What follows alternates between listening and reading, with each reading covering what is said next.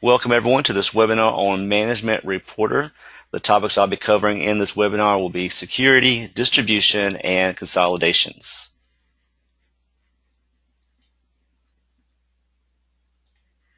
My name is Noah Moseley, and I am with the MSX Group. We are a software consulting practice, and we specialize in financial reporting software, budget software, and analysis software. And we've been working with that field of software since for over 20 years for each one of us. Before we started this company, we were all with Microsoft, handling the same products we handle now: Management Reporter, Forecaster, FRX, Performance Point Server, and more. And then we just rolled all of those services into our new company, the MSX Group.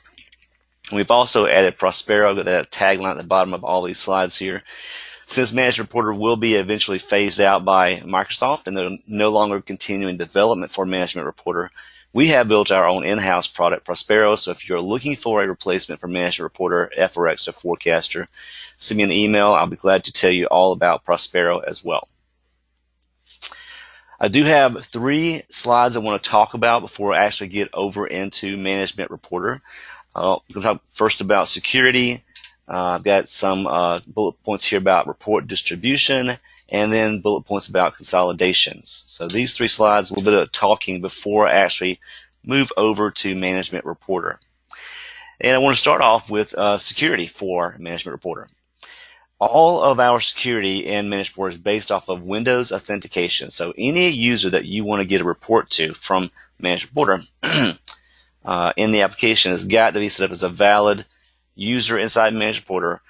You can't use standard or SQL authentication. You've got to use Windows network accounts. That controls everything inside Management Reporter, including report creation, report generation, report viewing as well.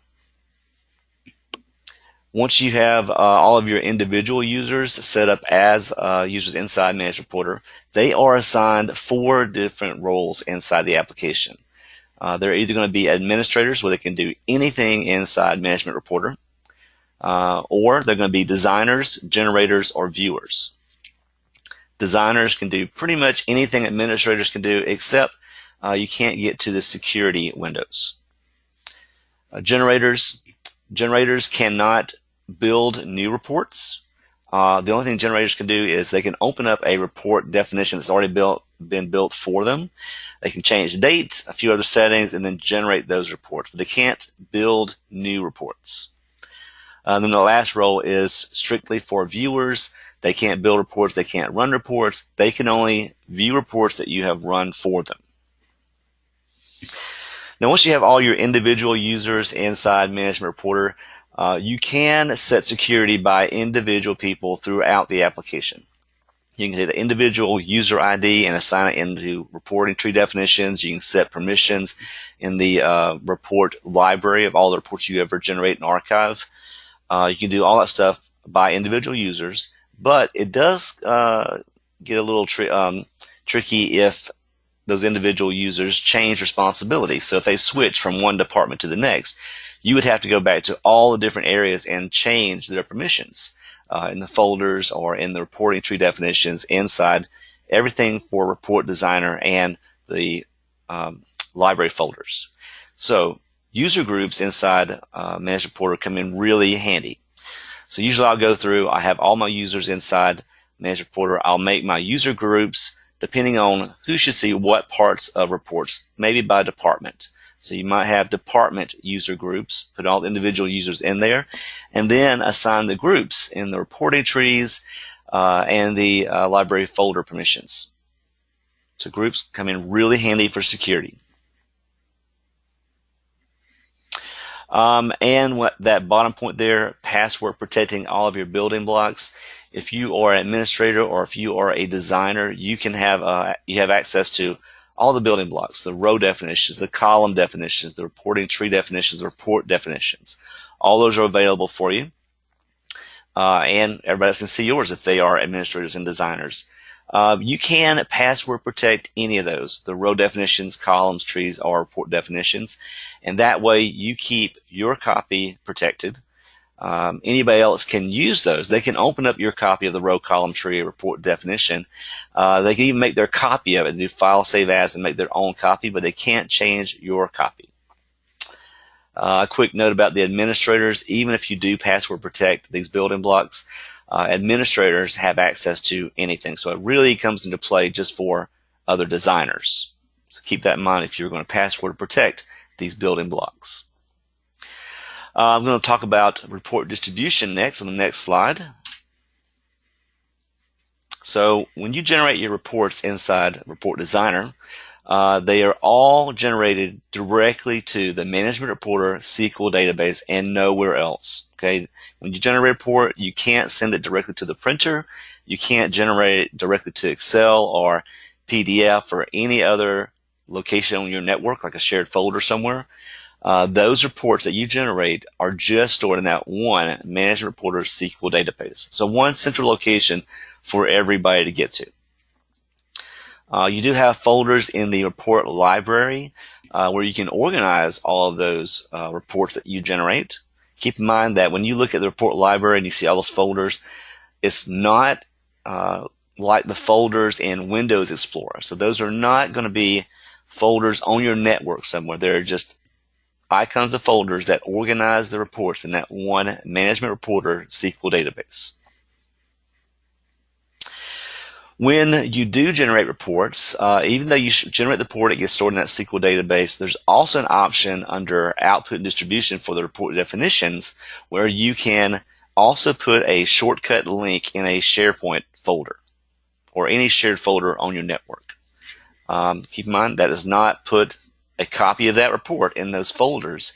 It just puts a link or shortcut back to the report. So whoever has access to those SharePoint folders, they can double click that link. It'll open up in the web viewer for Management Reporter. Every report you generate is always available in the web viewer or the report viewer. It's actually available in both. So just a matter of which viewer you prefer. Typically, if I'm the administrator for Management Reporter, I like the report viewer application. I like the export options better from the report viewer versus the web viewer. And you've got the library in that same application all in one location. Now, if you do have users that need these reports and they are not set up inside Management Reporter as valid MR users, you can always export your reports out to Excel, XPS, PDF, or send it to the printer. All right, so you can send those files out that way. If you do end up exporting reports to Excel or XPS or PDF, at that point, those are just files. There's no security that goes with those, the Excel file or XPS file or PDF file formats.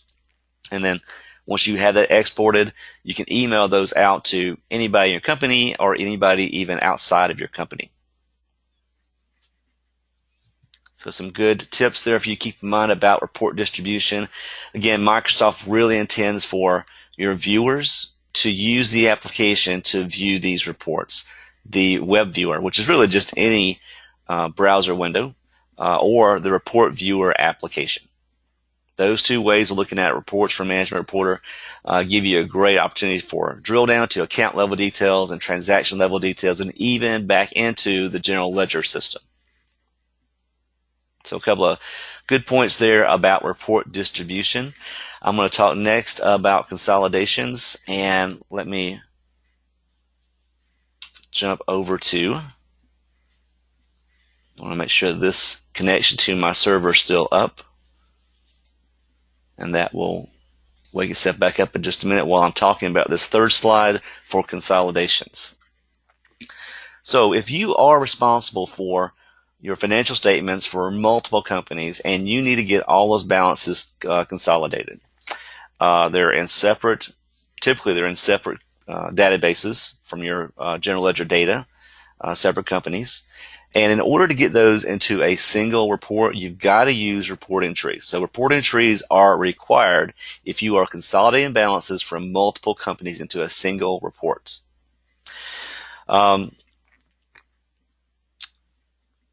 That will let you pull in all those at one time. You can always drill down to the individual companies and see their individual balances, but the reporting tree lets it all get pulled together and consolidated right away. Now, if you do have a reporting structure where you need to see your individual companies in separate columns, that is completely doable. We build our column definitions so that the companies are in separate columns, and then we reference the reporting units in the reporting tree to separate them across the different columns. And if you have eliminations that you need to handle for your consolidated reports, there's a couple of ways for handling eliminations that I've seen from clients over the years. Some clients will have a separate elimination company. So anything that's going to be eliminated, needs to be eliminated, will be posted into that elimination company. Other clients may not have that separate elimination company. They may just, in their main companies, they may just have eliminations posted to an elimination dimension or segment. Or you may have specific account numbers for eliminating entries. So it's just a matter about how your company needs to separate those eliminating entries so that we can pull them out of the consolidated totals inside Management Reporter. So now I want to switch this over to Management Reporter, and we'll look at security, report distribution, and consolidations.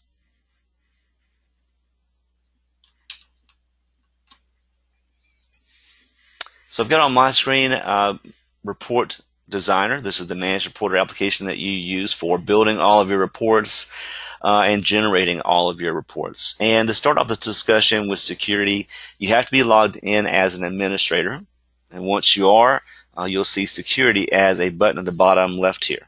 Now, if you log in and you're an administrator and you do not see that button for security, there is that little drop down arrow at the bottom left where you can add more buttons to this list.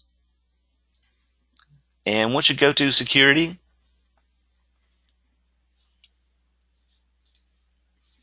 you'll have all of your individual users listed here. And for every user that you have listed, you can see they're all domain or Windows Network accounts. And on the right-hand side, you've got their different roles. I've got several in here that are administrators. You'll have designers, you'll have generators, and you'll have a lot of viewers, most likely.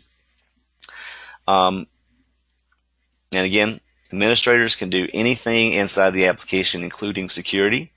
Designers, they can build reports, generate reports. They can set some security settings, but they can't add new users to this list here.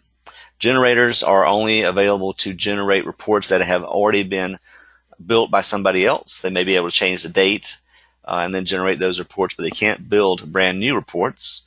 And then you'll have viewers that really won't even have this application. They'll just be able to view reports in the web viewer, or they'll look at reports in the report viewer application. Now, you can take these individual user IDs and add those to different security areas inside the application, like in reporting tree definitions or in the library folder permissions. But I much prefer to take these users and add them into groups and then set the groups into reporting trees and folder permissions. So on the left-hand side, if I go to groups, I can see that I've got 4 already set up. And you can set up as many groups as you need to. Typically, I'll set them up by department. If I need to assign different managers to different departments so that they only see the balances from their departments or their companies, or any other dimension that you have reporting requirements on. Any group here, I'll just double click to open it up. And I can see in this list the group name is accounting, description is accounting, and I've got 2 users in this group. You can add as many users here as you need to. If I look at the next one for sales, I've got 3 individual users set up in this group. I'd go through, set up all these groups, and then I'd start using those groups in our reporting tree definitions and maybe in the library folder permissions. This one, the groups are really handy. So if someone changes job responsibilities in the company, you have one place to go back and move them from one group to the other. And that updates all the reports that are using security for the reporting tree level security. So you don't have to go to like 50 different reporting trees and move an individual person. You've got one group here, you switch that person out, and it updates all the reporting tree securities. And to show you how this is used for these groups in reporting trees, let me take you over to one of our departments here. So I've got a very short tree for a list of departments: administration, accounting, sales, service, consulting, and purchasing.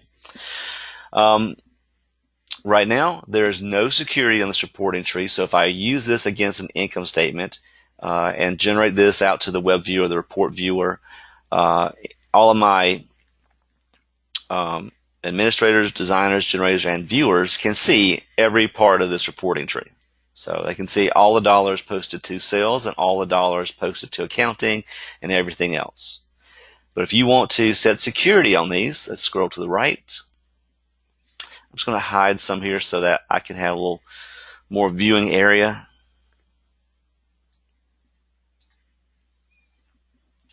And some of these columns, I'll just right click and hide those.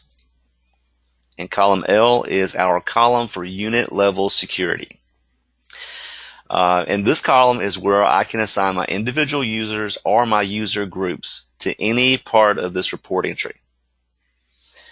So if I go in the top row here, I can double click, and then I can click the button for users and groups.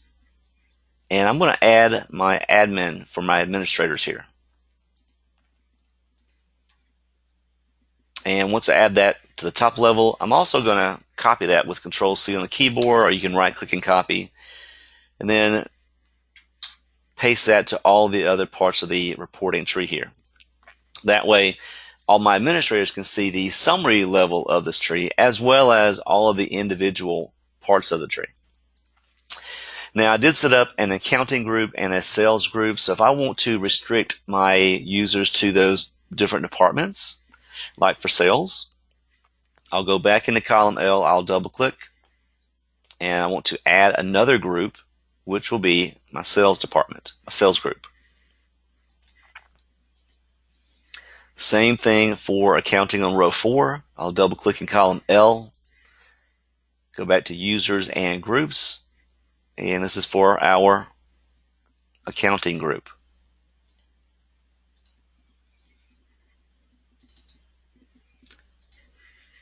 Now, if I use this reporting tree against an income statement, I run it for every part of this tree. My users open up that report in the web viewer or the report viewer application. Only the people in the admin group and the accounting group would see this part of the tree, the balances posted to segment 1, 200. And then only my salespeople would see this part of the reporting tree, any dollars posted to segment 1, 300. So a great way to limit who gets access to what part of these reporting tree definitions.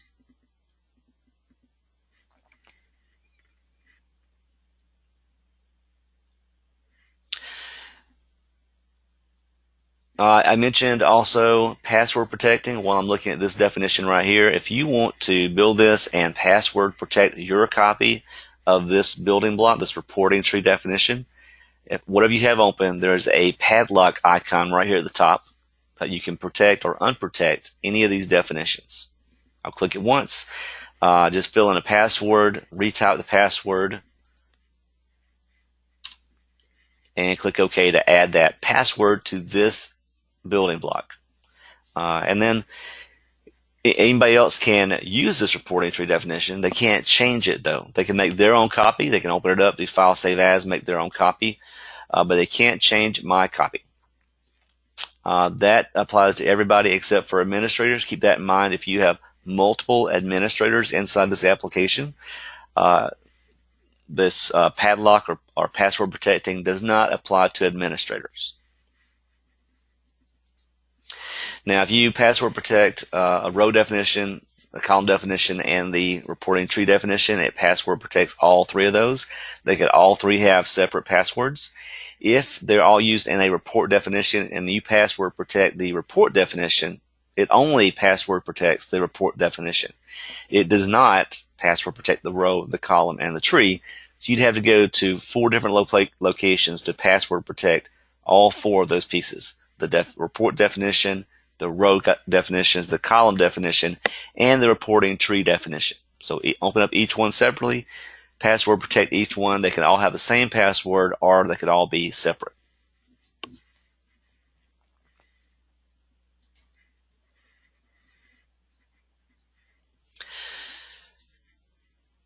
A little bit about report distribution. Looking here at the report I've got open for this income statement, under output and distribution, there's no option here that says send it to the printer or send it to Excel or send it to in any other format. So when you generate a report, output is going to go just into that SQL database. That's where the report that you generate will be stored. There's an option on this output and distribution tab for the report definition where you can pick a different folder in the library in that SQL database to store the copy of this report that you are about to generate. These folder icons are not folders on your network. They're just icons organizing these reports in the Management Reporter SQL database. So you can change the location in the library folders. You can also generate this to multiple library folders. And on the right-hand side is a lookup button for folders on your network. Now this would be for like SharePoint folders or any other shared folder on your network. When you generate the report, this does not put a copy of the report in that folder. It just puts a link back to the report in that folder. All right, so it doesn't put a hard copy of the report, just links back to the report. And any person that clicks that link, the report opens up in the web viewer for Management Reporter, so that user would have to be a valid MR user to open it. Now, after you do generate these reports, any report you generate is available for viewing in the report viewer application as well as in the web viewer, which is any browser you've got available. So let's go and look at the report viewer. Now this report viewer application also has a library of every report you have ever generated. So all these reports will be here. Whatever report that you want to look at, we'll just double click to open that up. You'll notice that being here in the report library folder, if I have any report definition that I've generated highlighted, I do not have these options at the top to export out to Excel or XPS or the printer. You've actually got to double click and open the report first and be looking at it in order for these icons to be active. There is that option for email that will email a link back to this report to people. It doesn't send it out as an attachment, so it's just a link, very much like the SharePoint folder links, so that user will click the link and it opens up in the web viewer. So any report here that we double click to open up in the report data section,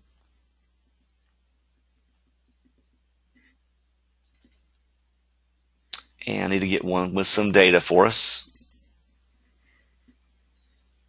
Once we have those reports open, at that point you'll have the options at the top to send this out to Excel, send this out to XPS, send it to the printer, or you can still do the it copies the URL link address and sends it in an email. And when you're exporting this out to Excel or XPS or send it to the printer, you have the option of how much data do you want to export.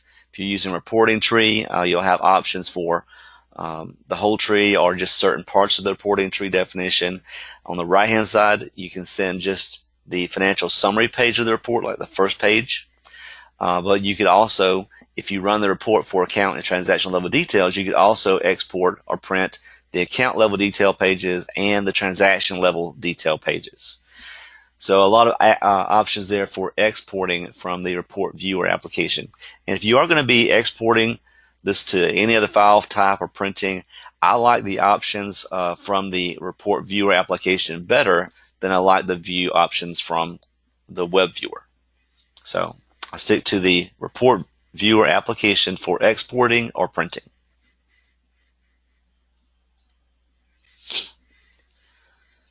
A little bit more about security. We had talked about the group level user ID, group level access in the reporting tree.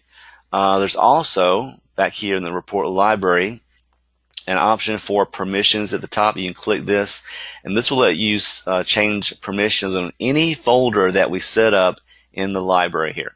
So any of these folders you can click on once, and then you can add individual users, or like I prefer to stick with the individual groups, like accounting, admins, sales that we set up earlier.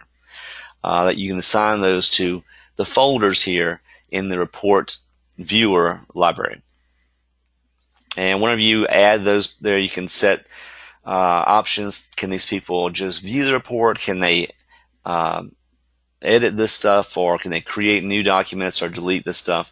They may just have view options. But if you do want to have them be able to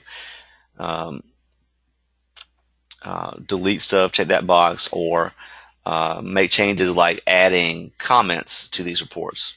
You want to change those settings there for them. All right, that was a good high-level overview of security and report distribution for us in Management Reporter.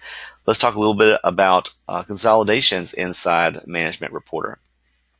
I'm going to go back to Report Designer for us.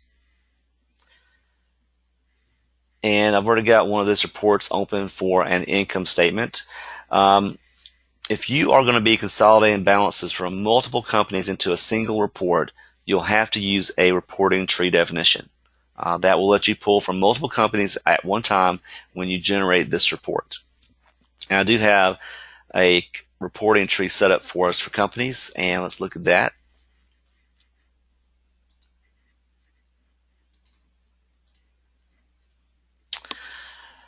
May have to switch this one for us.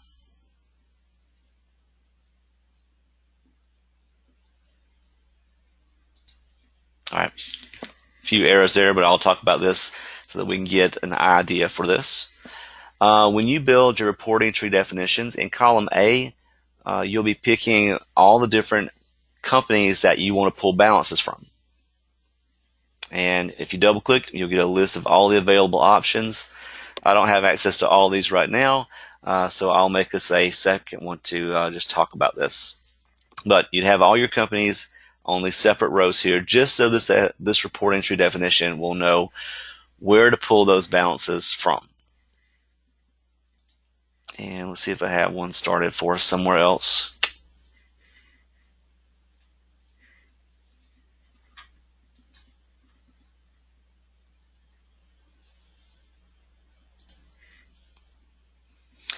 All right, so I'm going to use this one as an example. Kind of disregard column A. They are all, for this one, pulling from one company, the the demo database, TWO, but you would have 4 separate companies listed in column A here.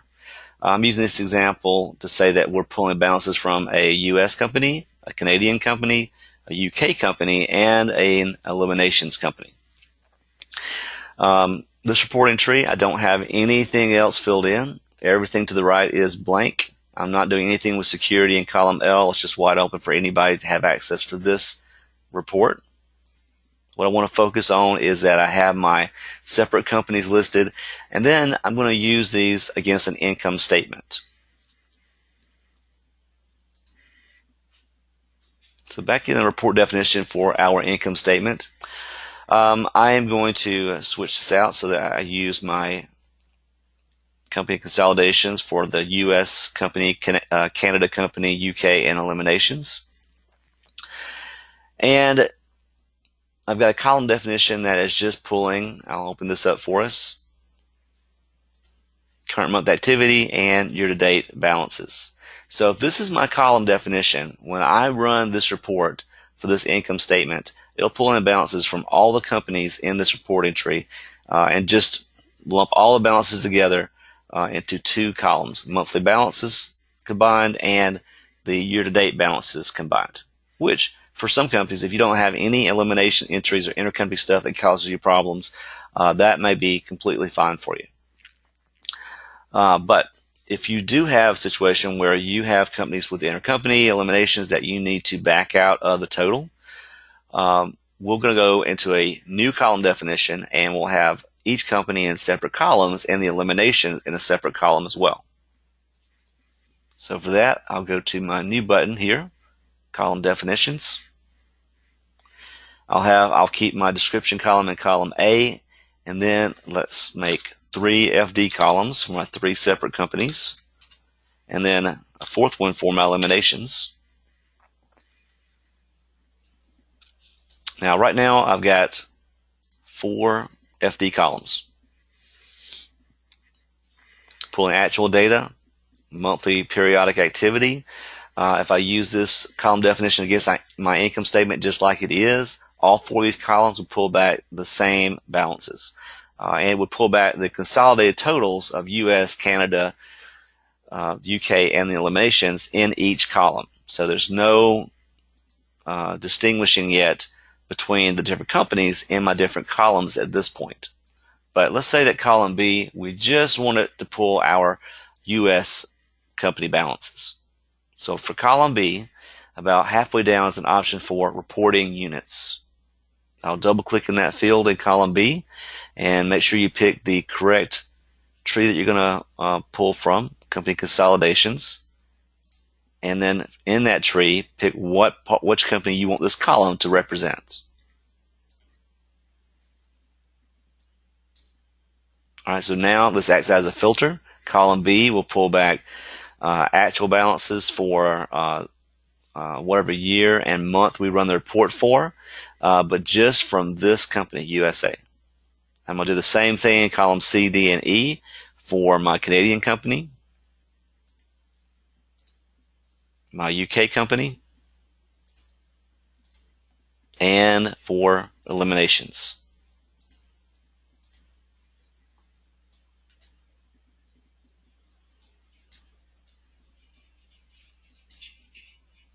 So that will separate those 4 columns to the 4 different companies in our reporting tree definition. And keep in mind that whatever reporting tree you use in one column has to be the same reporting tree in all of the columns that you reference here. So you can't have multiple reporting trees in one report. And whatever reporting tree we use in the column definition here has got to be the same reporting tree definition that we use in the report definition. So they've all got to be tied to one reporting tree definition. It's going to throw some headers in column, the first row here for us. This is our USA company, Canada, the UK, and our eliminations. Now column F will be our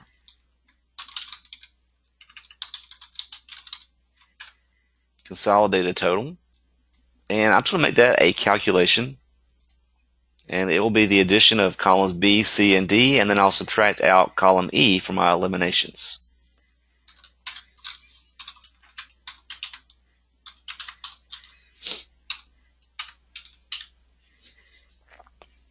Easy to add all that together so that those first 3 columns are added together. We subtract out our eliminations to get our consolidated total for this income statement.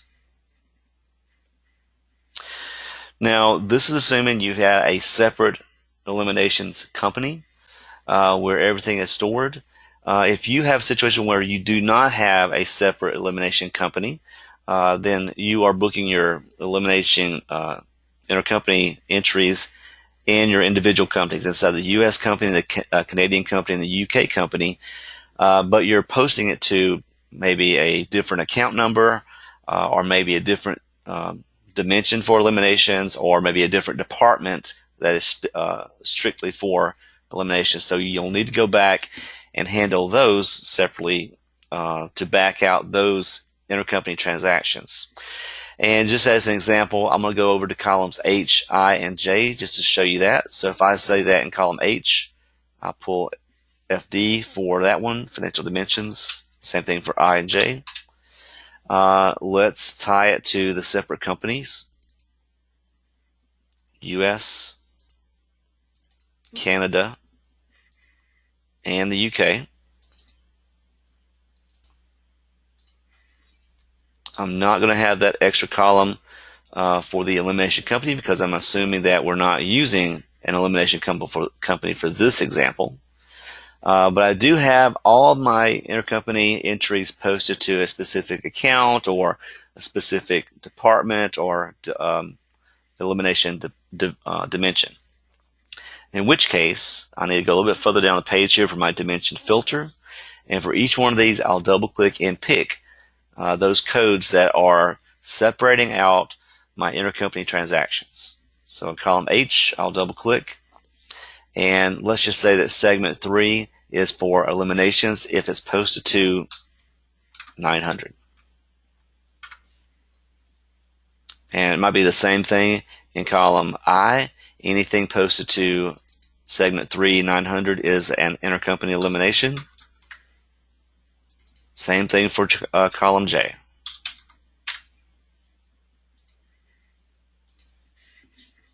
So that will back out just those dollars posted to those individual companies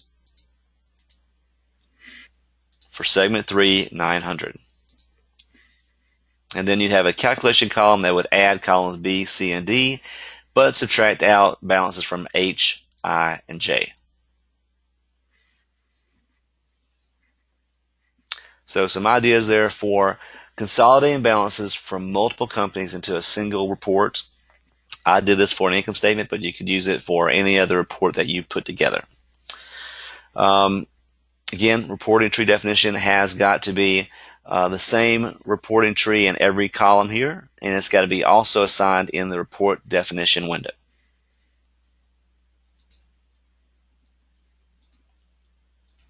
Have that listed right there. Make sure you have the same tree here in the report definition that you are using in the column definition.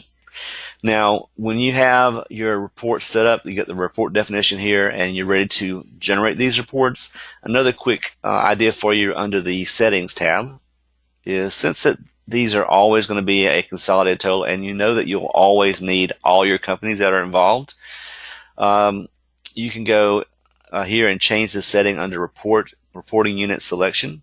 The default says select units at runtime. So if you leave it like this and click generate, it pops up with a tree, and then you have to pick what part of the tree you want to run the balances for. You could run it just with the top level summary of all units.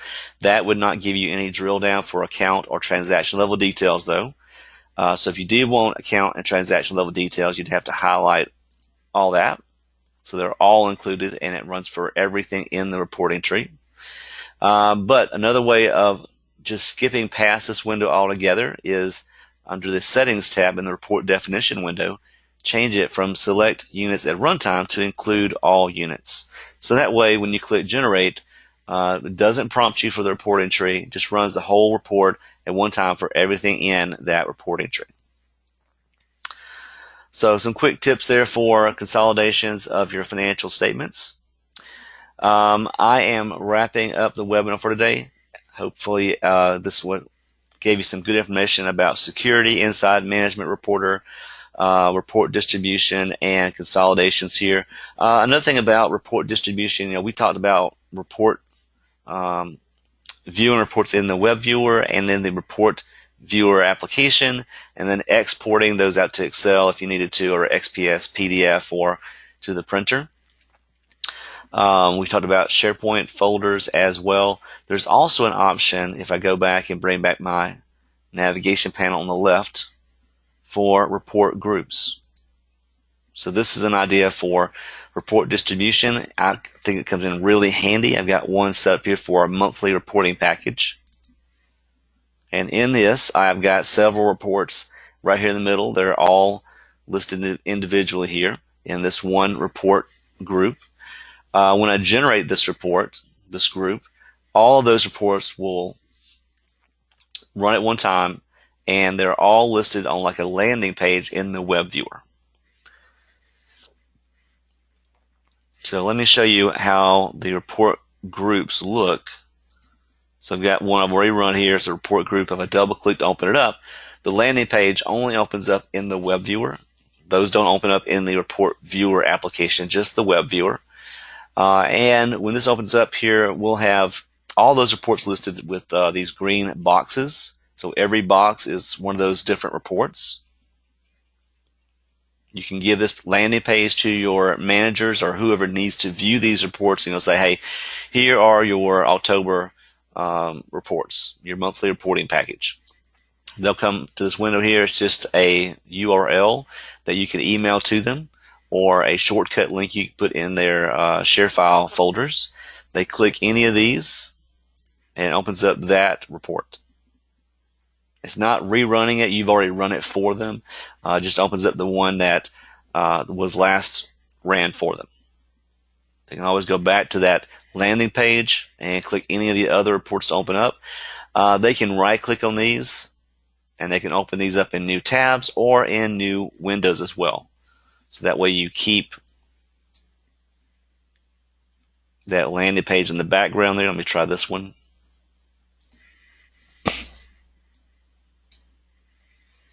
So you have the new reports in a new window.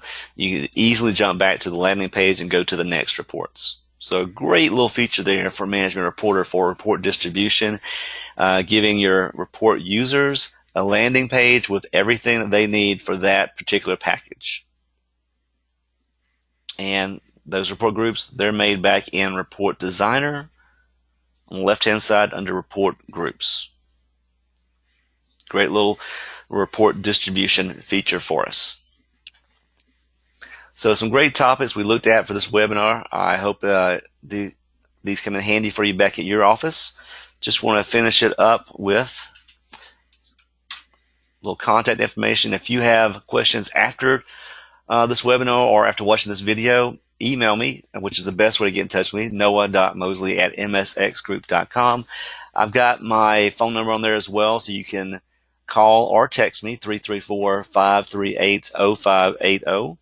If you're looking for more hands-on training for Management Reporter, we do have classes listed on our website at msxgroup.com/register. We usually do a introductory Management Reporter class and an advanced class each month. So we have a few left for 2018. We'll have our 2019 on the website shortly. So msxgroup.com/register. And if you are looking for more information about our replacement for Management Reporter Prospero, email me or call me as well for that. I'll be glad to show you all that we have for Prospero. We can migrate all of your report definitions from Management Reporter for you, so you don't have to recreate those inside Prospero.